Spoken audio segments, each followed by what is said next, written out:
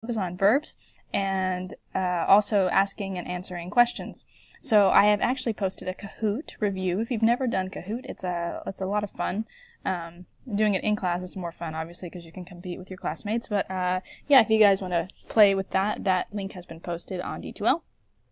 And so let's take a look at this book activity. So, actividad 227, el blog de Diana. So, we want to complete her blog about a typical day at the Universidad de Salamanca, which, if you remember, was the oldest university in ¿qué país? En España. Muy bien. So, we want to choose the more logical verb in each case and write it in the present tense. So, that means that we always have to change, almost always have to change our verb out of the infinitive, which is your AR form, and into its correct conjugation. So, en un día típico, yo regresar o llegar a la universidad a las 9. So these verbs could actually both work depending on your context. In this context, it would make more sense to say I arrive or I get to the university at 9. So our verb in that case would be llegar. Regresar significa to return. So llegar is the one we want here. So la forma de yo es llego, ¿sí? Llego a la universidad a las 9. Mis compañeros y yo, okay, when you see that, mis compañeros y yo, you should automatically equate that in your mind to nosotros, because it's somebody else and myself. So, nosotros, pasar or trabajar la mañana en clase. So these are both somewhat logical verbs, but one works better than the other. We wouldn't say we work the morning in class. We would say we spend the morning in class. So, pasar, la forma de nosotros es pasamos. ¿Sí? Pasamos la mañana en clase. En clase, nosotros, tocar o estudiar, see if I can mark on this, a ver, so we got llegar, pasar, en clase, nosotros, tocar o estudiar. Tocar significa to play as in an instrument. It also is to touch. So, oh, and it's not a figurative touch like we touch on grammar points. No, it's literal. So we can't use that. We'll have to use estudiar. Y es estudiamos la gramática. Número 4. Yo tomar y escuchar muchos apuntes. So we have to know what apuntes are. Los apuntes son notes.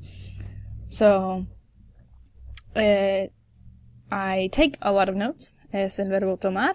Y la forma es tomo. So all these so far have been o tomo. Muchos apuntes en that clase, porque el señor or el profesor Cruz ser or ir muy exigente. So, el profesor Cruz is very demanding, es muy exigente. A las 11, yo, I work, or I go would make more sense, so yo voy a la clase de cultura española con la profesora Sánchez. Ella, el verbo es hablar, ella habla mucho de la historia de España. El verbo es ser aquí, es muy interesante, because we're talking about la clase. Y por la tarde, normalmente yo, back to yo form here, paso el rato con amigos. So I spend time with friends.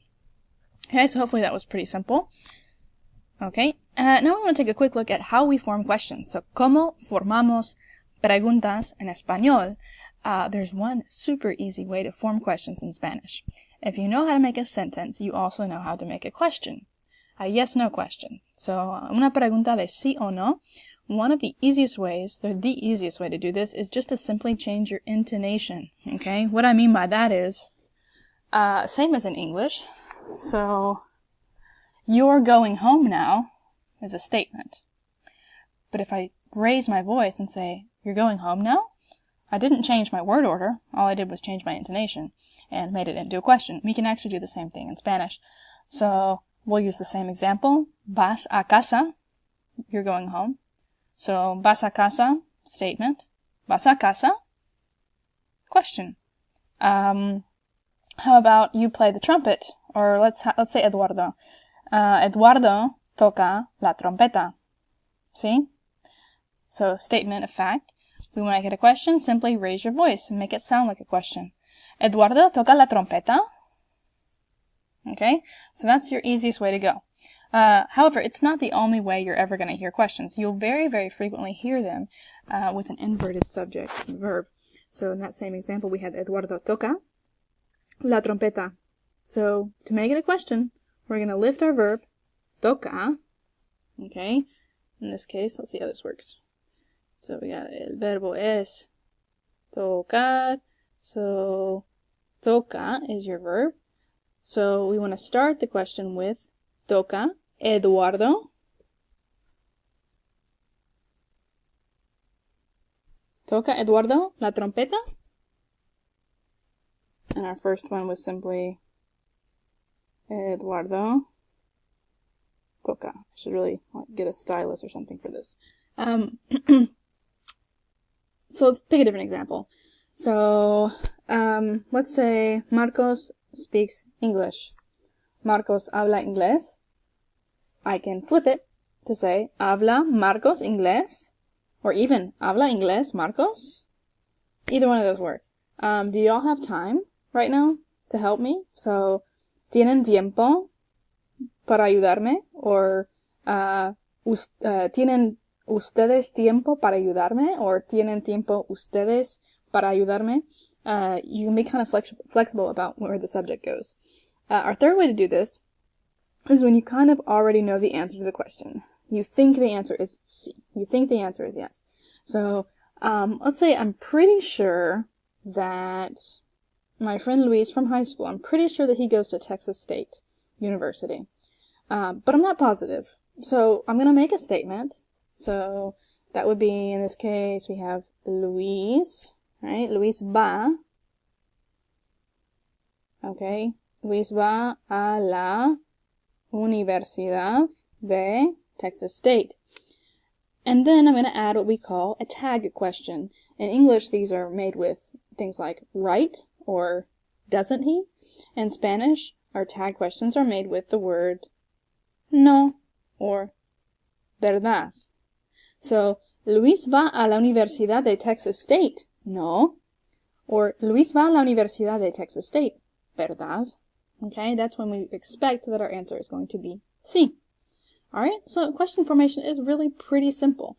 The biggest thing you have to get used to is when you're actually reading, get used to the fact that your subject may well be at the end of your question, right?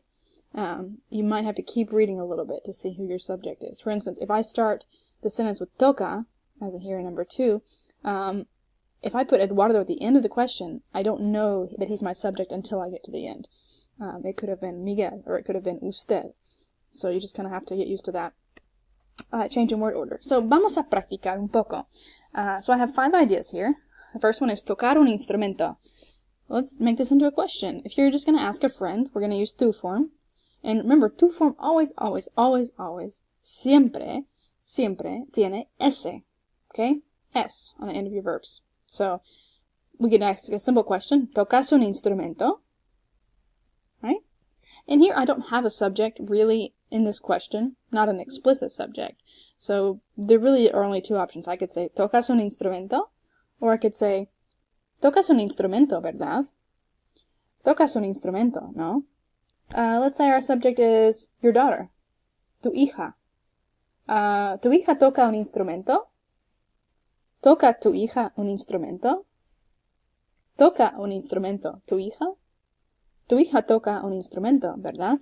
Okay, see how much variety we have? We have a lot of ways to ask this simple question. Practicar un deporte. Let's say our subject is they. So, let's say they are my friends Noé y María. And I can say, practican un deporte, Noé y María. Noé y María practican un deporte. Noé y María practican un deporte, ¿verdad?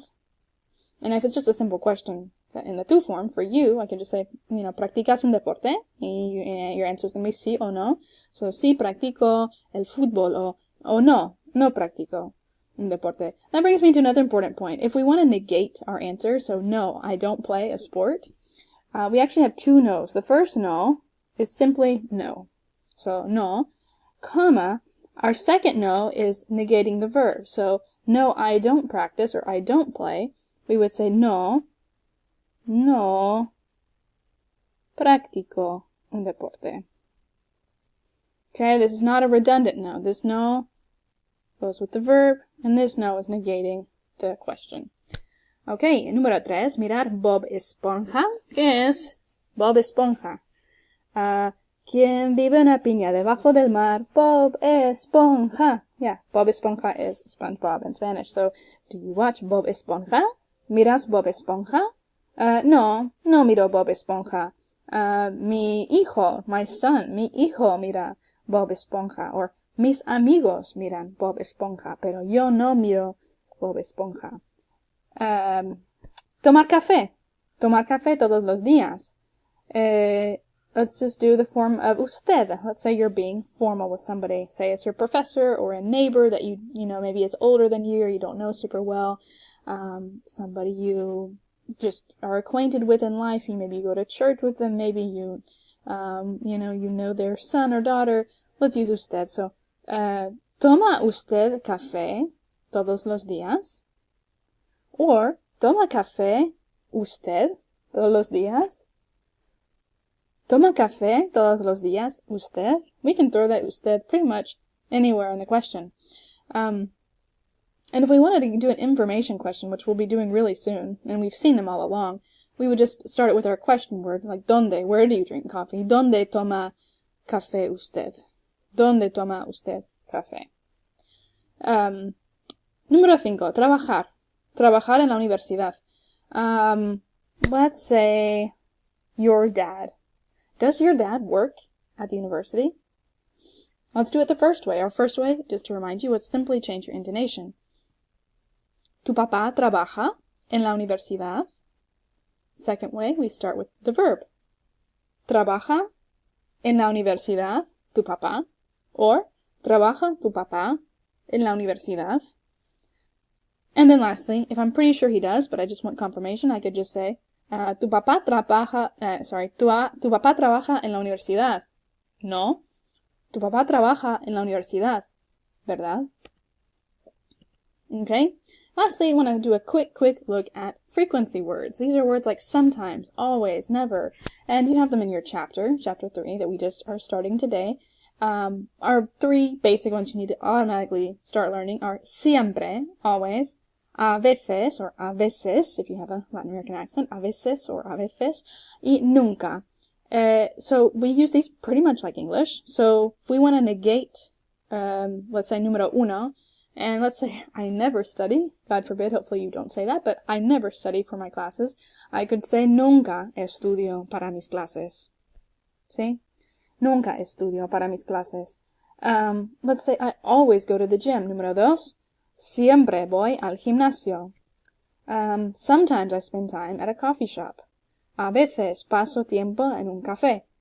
By the way, we can move these phrases around.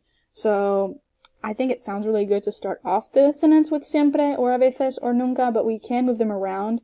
Careful with nunca though, something happens with it, we have to do a double negation, and so just to not worry about that for the moment, keep it at the front of your sentence. So, how about número 4? Let's say, sometimes I call my parents, a veces llamo a mis padres, and, let's say I never dance with friends, nunca bailo con amigos.